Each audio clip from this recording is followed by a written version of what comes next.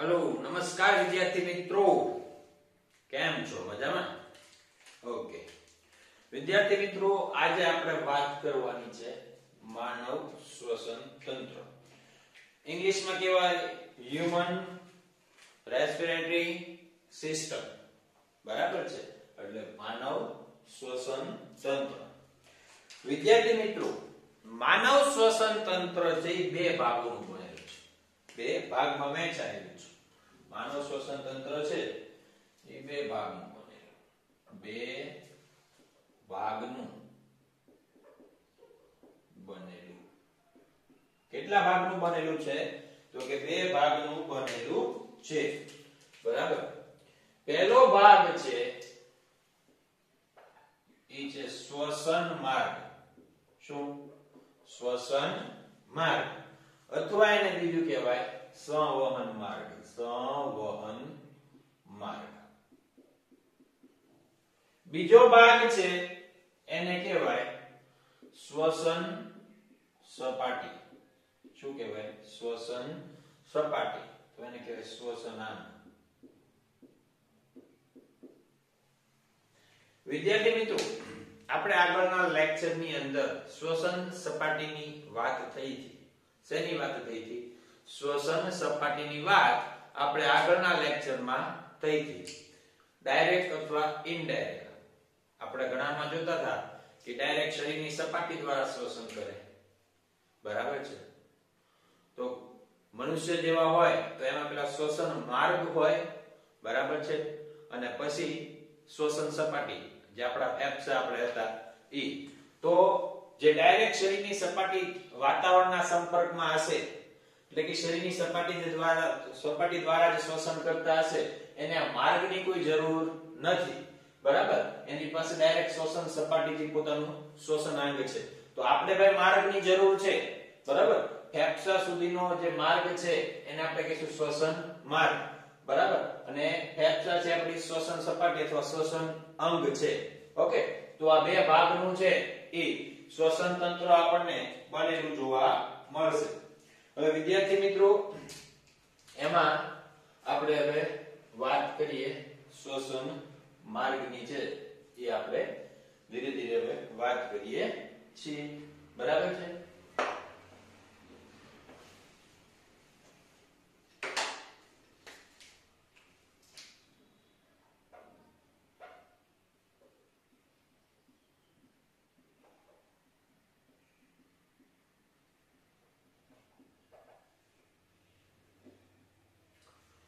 એની અંદર વિદ્યાર્થી મિત્રો સૌથી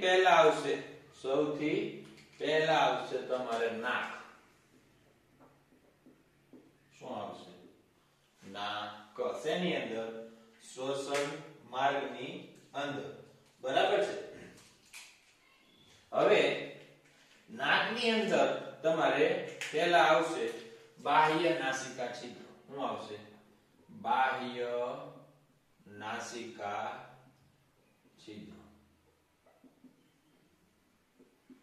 હવે વિદ્યાર્થી મિત્રો આપણે જાણીએ છીએ કે બાહ્ય નાસિકા છિદ્રો છે એ ક્યાં આવેલા હોય તો વિદ્યાર્થી મિત્રો આ જે તમને દેખાય છે એ આપણો ઉપરનો હોઠ છે શું છે ઉપરનો હોઠ એટલે આ ભાગ ઉપરના હોઠની ઉપર બાહ્ય નાસિકા છિદ્રો આપણને જોવા મળે છે આ જે તમને દેખાય છે શું છે બાહ્ય નાસિકા છિદ્ર છે શું છે બાહ્ય નાસિકા છિદ્ર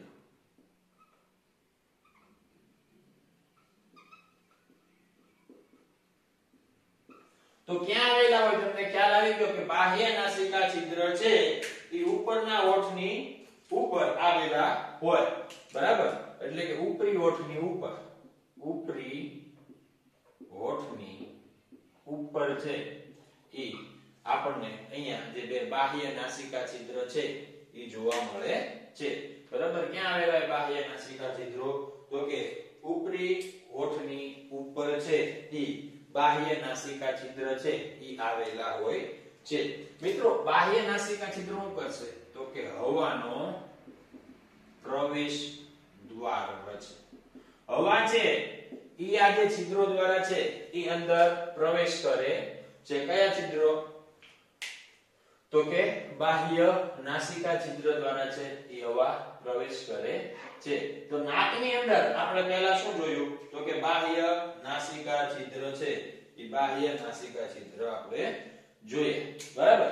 ત્યારબાદ આપણે નાકની અંદર બીજી વાત કરીએ, નાસિકા કોટર અથવા બીજું એને કહેવાય નાસિકા ગુહા.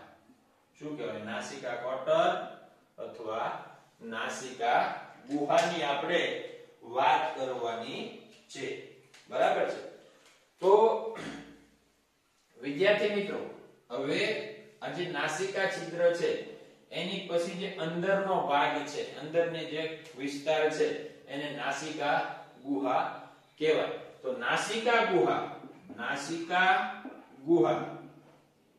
પડદા વડે બે ભાગમાં વિભાજિત થાય છે. બરાબર. હવે તમે અંદર જુઓ તો વચ્ચે એક પડદો આવેલો છે. બરાબર. વચ્ચે શું આવેલો છે? એક પડદો. અને પડદા દ્વારા શું થાય છે? બે ભાગમાં વિભાજિત થાય છે. એટલે મતલબમાં કે આ રીતની રચના છે એ તમને જોવા મળશે. બરાબર. આવું કંઈક નાક હોય, વચ્ચે પડદો હોય અને પડદા દ્વારા શું થાય છે? બે ભાગમાં વિભાજિત થાય છે. એટલે હવે જે આ પછીનો જે આ ભાગ છે એ કયો ભાગ હશે? તો આ જે ભાગ હશે એ નાસિકા ગુહાનો ભાગ હશે. કયો ભાગ હશે? નાસિકા ગુહાનો જે ભાગ છે એ નાસિકા ગુહાનો ભાગ તમને ત્યાં જોવા મળે છે. બરાબર. ત્યારબાદ આપણે ત્રીજી વાત કરીએ નાકના ત્રીજા ભાગની. બરાબર. તો ઈ છે અંતઃનાસિકા છિદ્ર. અંતઃનાસિકા છિદ્ર. બરાબર છે. તેની વાત કરવાની છે. અંતઃનાસિકા છિદ્ર. અંતઃનાસિકા છિદ્ર છે ઈ વિદ્યાર્થી મિત્રો નરમ તાળવામાં શંકુ પ્રવર્ધની પાછળ આવેલા હોય છે. હવે વિદ્યાર્થી મિત્રો, અહીંયા તમે 16મા ચેપ્ટર ની અંદર તાળવું જોઈ ગયા. બરાબર. હવે તમે તાળવામાં જોયું હશે કે પાછળની બાજુ જે નરમ તાળવું હોય એ નરમ તાળવામાં આવી કઈ લટકતી પ્રવર્ધમય રચના હોય. બરાબર. આ ધારો કે આવું તાળવું હોય, ઈ તાળવાની અંદર તમને પાછળની બાજુ એવી કઈક આવી લટકતી રચના જોવા મળે. અને આને આપણે શું કહીએ? શંકુ પ્રવર્ધ કહીએ. શું કહીએ? શંકુ પ્રવર્ધ. આવી રચના છે એ આપણને જોવા મળે છે. શંકુ પ્રવર્ધની પાછળની બાજુએ આવું આપણને જે છિદ્ર જોવા મળે છે એને આપણે શું કહેશું? તો કે અંતઃનાસિકા છિદ્ર તરીકે આપણે એને ઓળખીએ છીએ. શેના તરીકે આપણે એને ઓળખીએ છીએ? અંતઃનાસિકા છિદ્ર. બરાબર. નરમ તાળવામાં શંકુ પ્રવર્ધની પાછળ છે એ આપણને અંતઃનાસિકા છિદ્ર છે એ જોવા મળે છે. તો શ્વસન માર્ગની અંદર આપણે પહેલા શું શરૂ કર્યું? નાક. બરાબર. નાકના આપણે 3 ભાગ જોયા: બાહ્ય નાસિકા છિદ્ર, નાસિકા કોટર અને અંતઃનાસિકા છિદ્ર. હવે આપણે ત્યારબાદ વાત કરીએ કંઠનળી.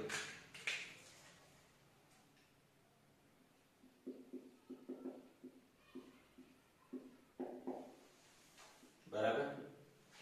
તો વિદ્યાર્થી મિત્રો, આ જે નાસિકા કોટર અથવા નાસિકા ગુહા છે, બરાબર, નાસિકા કોટર અથવા નાસિકા ગુહા, બરાબર,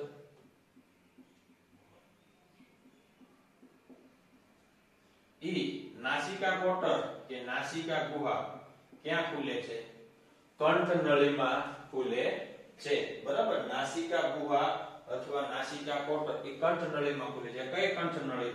તો કે નાસિકા કંઠનળી છે. એ નાસિકા કંઠનળીની અંદર કોણ ખુલશે? તો કે જે નાસિકા કોટર વાળો ભાગ છે એ ત્યાં ખુલે છે. હવે વિદ્યાર્થી મિત્રો, તમે જાણો છો તમે આગળના ચેપ્ટરની અંદર ભણી ગયા છો કે નાસિકા કંઠ નળી છે એ ખોરાક અને હવા બંનેનો સામાન્ય માર્ગ છે. શું છે? ખોરાક અને હવા બંનેનો સામાન્ય માર્ગ. કોણ? તો કે નાસિકા કંઠ નળી છે એ ખોરાક અને હવા બંનેનો સામાન્ય માર્ગ છે. બરાબર. હવે વિદ્યાર્થી મિત્રો આપણે ત્યારબાદ વાત કરવાની છે એ વાત છે આપણે શ્વાસ નળીની. શેની વાત કરવાની છે? શ્વાસ નળીની વાત આપણે ત્યારબાદ કરવાની છે. બરાબર. શ્વાસ નળી છે વિદ્યાર્થી મિત્રો એ ગરદનમાં વક્ષ બાજુએ પસાર થાય. હવે વિદ્યાર્થી મિત્રો તમને બધી સાઈડની જે આપણો આ ભાગ અહીંયાથી જે આ ભાગેથી પસાર થાય એ વક્ષ બાજુ છે. બરાબર. આમ તમને કોઈ પાછળથી વાત કરી હોય તો એ આપણે પૃષ્ઠ બાજુ થાય. આ કઈ બાજુ થઈ? વક્ષ બાજુ થઈ.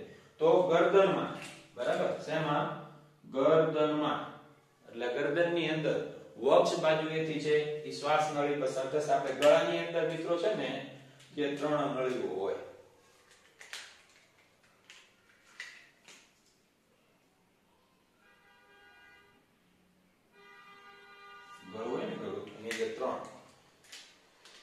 એમાં ધારો કે માની લ્યો કે આ 3 નળી છે.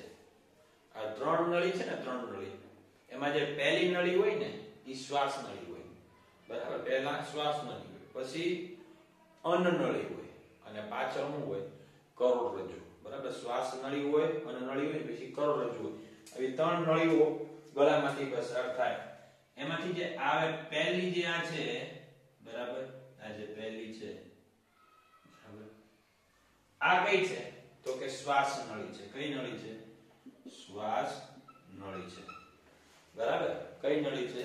શ્વાસ નળી છે. હવે વિદ્યાર્થી મિત્રો આ જે શ્વાસ નળી આપણને જોવા મળે છે, બરાબર, જે શ્વાસ નળી આપણને જે જોવા મળે છે એની ઉપરની બાજુ, શ્વાસ નળીમાં ઉપર સ્વર પેટી અથવા સ્વર યંત્ર આવેલું હોય. બરાબર. સ્વર પેટી અથવા સ્વર યંત્ર છે એ આપણને જોવા મળે છે કે ઈ કઈ અવાજ ઉત્પન્ન છે. ઈ સ્વર પેટી એટલે કે સ્વર યંત્ર છે શું કરે છે? અવાજ ઉત્પન્ન કરે છે. એની ઉપરની બાજુએ અહીંયા આપણને જોઈએ. બરાબર. શ્વાસ નળીની ઉપરની બાજુએ આપણે જોઈએ તો અહીંયા શું આવેલું હશે? શ્વાસ દ્વાર આપણને જોવા મળે. શું જોવા મળે? શ્વાસ દ્વાર છે એ આપણને જોવા મળે. અને અહીંયા ઉપરની સાઈડ આ એક ઘાટી ઢાંકણ આવેલું હશે. શું આવેલું છે? ઘાટી ઢાંકણ છે એ આપણને જોવા મળે છે. ઘાટી ઢાંકણ શું કરશે ભાઈ? બરાબર. તો કે જે ખોરાક છે એને શ્વસન તંત્રની અંદર પ્રવેશતો છે એ અટકાવતું હોય છે. બરાબર. તો એની ઉપરની બાજુ છે એ આપણને શું જોવા મળે છે? ઘાટી ઢાંકણ છે એ આપણને જોવા મળે છે. તો હવે આપણે હજી શ્વાસ નળીમાં આગળ વાત કરીએ છીએ એટલો તમને ખ્યાલ આવી ગયો? ઓકે વિદ્યાર્થી મિત્રો, હવે આપણે શ્વાસ નળીની અંદર જ આગળ વાત કરવાની છે. વિદ્યાર્થી મિત્રો શ્વાસ નળી છે એ સીધી નળી છે. અહીંયા તમને દેખાય છે આ કેવી નળી છે? સીધી નળી છે. બરાબર. શ્વાસ નળી છે એ સીધી નળી છે.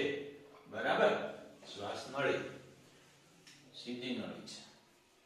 મધ્ય ઉરસીય ગુહા સુધી 5મી કશેરુકાના સ્તરે, 5મી કશેરુકાના સ્તરે જમણી અને ડાબી પ્રાથમિક શ્વાસ વાહિનીમાં વિભાજિત થાય છે. હવે વિદ્યાર્થી મિત્રો અહીંયાથી કશેરુકાની શરૂઆત થઈ જાય છે. બરાબર. હવે અહીંયાથી જે 5મી કશેરુકા જ્યાં આવે, બરાબર, એટલે આપણે આ ભાગનો જે અહીંયા 5મી કશેરુકા, અહીંયા કશેરુકા અહીંયા હોય, એમાં જે 5 નંબરની હોય એની 5 નંબરના સ્તરે અહીંયા આગળ, ઈના સ્તરે અહીંયા આગળ, બરાબર. કશેરુકા વિશે તમે 20મા ચેપ્ટરમાં ડિટેલમાં ભણશો. પણ ઈના સ્તરે જ્યારે અહીંયા આગળ આવે, બરાબર, જો કશેરુકા અહીંયા હશે અને અહીંયા હશે. અત્યારે બેને કોઈ લેવા દેવા નથી, પણ કશેરુકા 1 number 2 number 3 number 4 number 5 number એમ જ્યાં 5 નંબરની છે ને એ જ સ્તરે અહીંયા આગળ જે આ શ્વાસ નળી છે ને એના ભાગ પડે. શું પડે છે? ભાગ પડે છે. જમણી અને ડાબી બે પ્રાથમિક શ્વાસ વાહિનીમાં વિભાજિત થાય છે. હવે શ્વાસ વાહિની શું થઈ જશે? વિભાજિત. ક્યાં? તો કે પાંચમી કશેરુકાના સ્તરે. જ્યાં પાંચમી કશેરુકા છે એના એ જ લેવલે છે ઈ આ ડાબી અને આ જમણીમાં શું થઈ જાય? વિભાજિત થઈ જાય. અને એને શું નામ આપ્યું છે? તો કે એનું નામ આપ્યું છે પ્રાથમિક શ્વાસ વાહિની. તો આને આપણે શું નામ આપશું?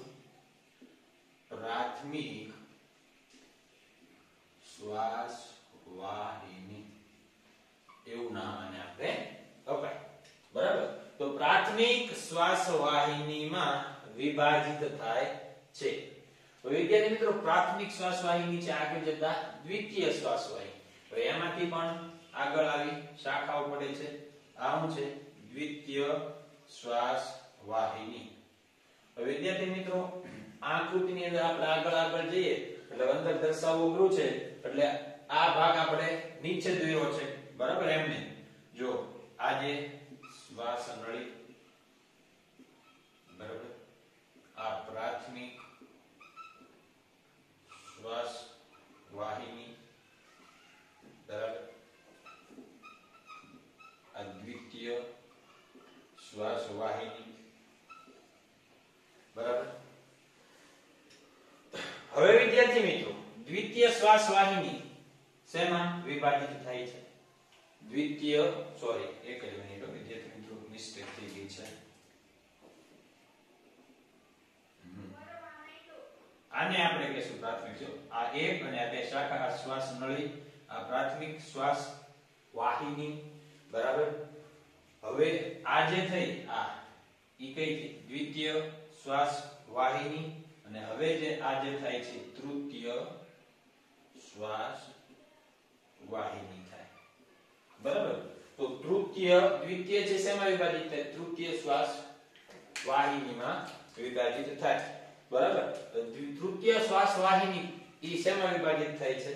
તો કે શ્વાસ વાહિકામાં. શેમાં? શ્વાસ વાહિકામાં છે.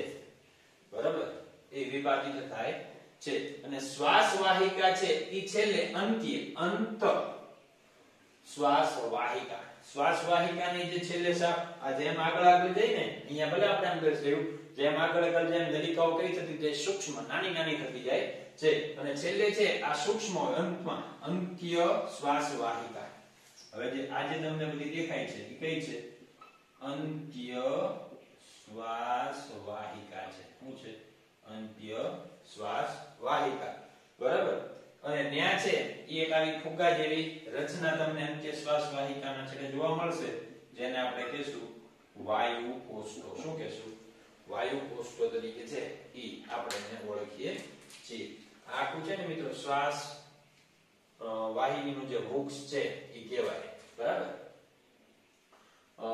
ફરીવાર વાત કરીએ.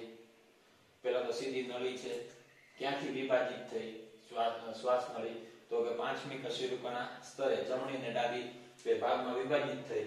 એને આપણે શું કીધું? પ્રાથમિક શ્વાસ વાહિની. ઈસેમાં દ્વિતીય શ્વાસ વાહિનીમાં, ઈ તૃતીય શ્વાસ વાહિનીમાં, ઈ શ્વાસ વાહિકામાં અને છેલ્લે અંતમાં અંત્ય શ્વાસ વાહિકા. એમાં કોની સાથે જોડાયેલું હોય છે? વાયુ કોષ્ઠો સાથે છે એ આપણને જોડાયેલું જોવા મળે છે. તો વિદ્યાર્થી મિત્રો શ્વાસ વાહિની, બરાબર, શ્વાસ વાહિની એમાં પ્રાથમિક આવી જાય, દ્વિતીય આવી જાય અને તૃતીય આવી જાય. બરાબર? પછી શ્વાસ વાહિકા એટલે આ શ્વાસ વાહિકા અને અંત્ય શ્વાસ વાહિકા બે આવી જાય. અને વાયુ કોષ્ઠો, આ વાયુ કોષ્ઠો એ આખું મળી અને આવી જે રચના કરે છે ને આપણે કહીએ છીએ ફેફસા. બરાબર? તો શ્વાસ વાહિની, શ્વાસ વાહિકા અને વાયુ કોષ્ઠો મળી અને શેની રચના કરે છે? ફેફસાની રચના કરે છે. તો તમને ખ્યાલ આવી ગયો? એટલે બધે છે છેલ્લે વાયુ કોષ્ઠો છે એ આપણને ફેફસાની અંદર છે એ જોવા મળે છે. મિત્રો ફેફસા છે એ દ્વિસ્તરીય ફુફુસીય આવરણ ધરાવે છે. અહીંયા મેં એક બાજુ દર્શાવ્યું છે. બરાબર? બે સ્તરનું આવરણ. બરાબર? તો દ્વિસ્તરીય ફુફુસીય આવરણ છે એ ફેફસા ધરાવે છે. બરાબર? આ દ્વિસ્તરીય શું છે? ફુફુસ આવરણ છે. હવે આ જે દ્વિસ્તરીય ફુફુસ આવરણ છે એની વચ્ચે પ્રવાહી, આની વચ્ચે શું ભરેલું હોય મિત્રો? પ્રવાહી ભરેલું હોય. બરાબર? ઈ જે પ્રવાહી છે એને ફુફુસીય પ્રવાહી કહેવાય. બરાબર? આની અંદર જે વચ્ચે જે પ્રવાહી ભરેલું છે, બરાબર, ઈ પ્રવાહીને આપણે શું નામ આપશું? ફુફુસીય પ્રવાહી છે. ઈ ફુફુસીય પ્રવાહી એવું નામ અપાય. હું નામ આપ્યું? ફુફુસીય પ્રવાહી. બરાબર છે? એ મિત્રો આ ફુફુસીય પ્રવાહી શું કરશે? તો કે ફેફસાના સપાટીનું ઘર્ષણ ઘટાડે. શું કરે છે? ફેફસાની સપાટીનું ઘર્ષણ ઘટાડવાનું કાર્ય કરે છે. ઓકે, તો તમને આની અંદર ખ્યાલ આવી ગયો હશે. હવે વિદ્યાર્થી મિત્રો આપણે વાત કરવાની છે. આપણે શ્વસન તંત્રની શરૂઆતમાં સૌથી પહેલા નાકની અંદર જોયું હતું બાહ્ય નાસિકા છિદ્ર. શું જોયું હતું? બાહ્ય નાસિકા છિદ્ર. વિદ્યાર્થી મિત્રો બાહ્ય નાસિકા છિદ્રથી શરૂ કરી અને અંત્ય શ્વાસ વાહિકા. કોણ? અંત્ય શ્વાસ વાહિકા. આ જે સુધીનો ભાગ છે એ સંવહન ભાગ, એટલે વહન માટેનો ભાગ છે એ બનાવે છે. સંવહન ભાગ. ઈ ભાગ મિત્રો શું કરે? હવાને વાયુ કોષો સુધી વહન. જે બાહ્ય નાસિકા છિદ્ર દ્વારા જે હવા દાખલ થશે, બરાબર, ત્યાંથી માંડીને અંત્ય શ્વાસ વાહિકા સુધી છે એ હવાનો વહન માર્ગ છે. એ હવાને ક્યાં સુધી વહન કરાવે છે? વાયુ કોષો. અહીંયાથી હવે હવા ક્યાં વહી જાય? અંત્ય શ્વાસ વાહિકામાંથી. તો કે વાયુ કોષોની અંદર છે હવા વહી જાય છે. મિત્રો આ જે વહન સંવહન ભાગ છે એ હવાને બાહ્ય કણોથી શુદ્ધ કરે, ભેજયુક્ત કરે અને શરીરના તાપમાન સુધી લાવે. બહારની હવા ઘણીવાર ઠંડી હોય, ગરમ હોય, એ હવાને ક્યાં લાવે છે? શરીરના તાપમાન સુધી છે એ લાવે છે. બરાબર? તો યાદ રાખજો બાહ્ય નાસિકા છિદ્રથી માંડી અને જે અંત્ય શ્વાસ વાહિકા સુધીનો ભાગ છે, બરાબર, એને શું કહેવાય છે? આપણે સંવહન ભાગ તરીકે ઓળખીએ છીએ. શેના તરીકે આપણે ઓળખીએ છીએ? સંવહન ભાગ તરીકે આપણે એને ઓળખીએ છીએ.